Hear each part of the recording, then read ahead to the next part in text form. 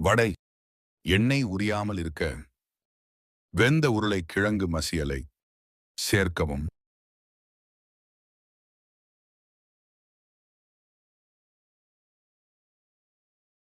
பஜ்ஜி மாவு கரைக்கும் போது அதுல கொஞ்சம் தக்காளி சாறு சேர்த்து பாருங்கள். சுவையும் கூடுதலாக இருக்கும். கலர் பவுடர் சேர்க்காமலேயே நிறம் அழகாக வரும்.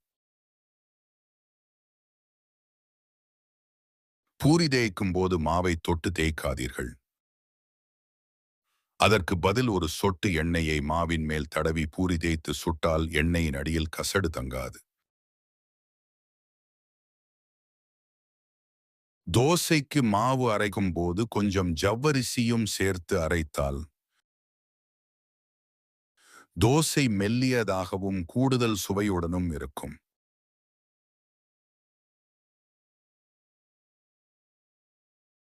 ரவையுடன் ஒரு பங்கு கோதுமை மாவு, 2 பங்கு அரிசி மாவும் சேர்த்து தோசை சுட்டால் தோசை முறுகலாக வரும்.